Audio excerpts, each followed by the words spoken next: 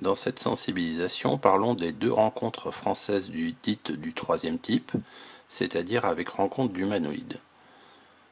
Partons à Valençol en 1965 vers 5h45 du matin. Un agriculteur démarre son tracteur lorsqu'il entend un sifflement étrange.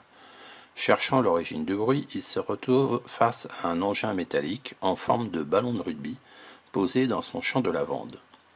Selon le témoin, l'objet fait 3,50 m de large pour 2,50 m de haut.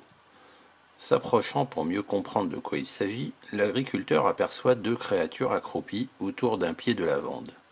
Ils sont petits, environ 90 cm, sans cheveux, avec une tête disproportionnée. Ils portent une combinaison gris-bleu. Plutôt courageux, l'agriculteur s'approche des créatures, lorsque l'une d'elles se retourne et pointe vers lui une sorte de tube transparent bleuté. Il se retrouve alors paralysé, mais continue néanmoins à voir et à entendre. Il observe toujours les deux êtres discuter entre eux en émettant des sons incompréhensibles, comme des gargouillis. Puis nos visiteurs montent dans leur vaisseau par une trappe. Le témoin, les voyant même, réapparaît dans une sorte de dôme transparent situé au-dessus de l'OVNI.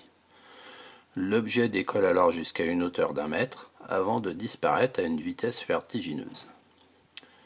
Le témoin retrouve sa mobilité une quinzaine de minutes après le décollage des petits êtres.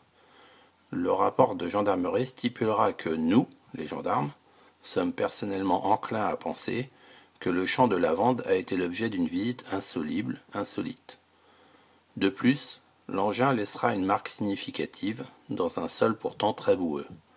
À l'endroit de l'atterrissage, le sol durcit au point de prendre la consistance d'un ciment.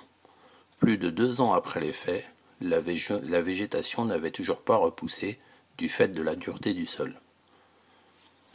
Toujours en province, mais cette fois-ci à Cussac, minuscule commune du Cantal de 260 habitants. Nous sommes en 1967, dans un village où il n'y a pas de télévision, pas de radio, tout juste l'électricité. On vit des choses et on ne recherche certainement pas la gloire en passant dans les journaux. Pendant les vacances scolaires, 2 enfants participent au bon fonctionnement de l'exploitation agricole. Il est 10h30. Ils sont adossés à un mur et surveillent en contrebas le troupeau de vaches. Soudain, les bêtes s'agitent de manière inhabituelle et s'éloignent des enfants sans explication. Comme tout bon gardien de troupeau, le garçon qui est l'aîné se lève pour tenter de comprendre ce qui a pu effrayer les bêtes. Il voit alors de l'autre côté du mur 4 enfants tout noirs, de visage et de vêtements. Près de ces enfants, il y a une sphère de 4 à 5 mètres de diamètre. Le garçon monte alors sur le mur pendant que sa sœur se lève et observe à son tour. Des enfants qui ne sont pas du village, comme c'est curieux. À ce moment-là, tout se précipite.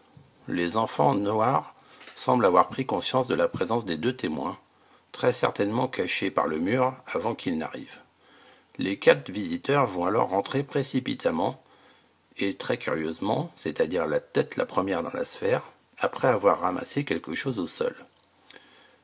Les enfants âgés de 13 ans et demi et de 9 ans certifieront avoir vu les êtres flotter dans l'air, les bras serrés au corps. Puis la sphère s'élève et devient très lumineuse, alors qu'elle était mate en étant au sol. Un sifflement se fait entendre, et la boule, devenue rayonnante comme un soleil, s'éloigne très rapidement. Les enfants détecteront alors une forte odeur de soufre. Ils rentreront chez eux en pleurs et resteront choqués pendant près d'1 semaine. Heureusement pour la véracité de ce cas, au même moment et à la même heure, un témoin a pu entendre le curieux sifflement évoqué par les enfants. 3 autres témoins ont, eux, senti l'odeur de soufre.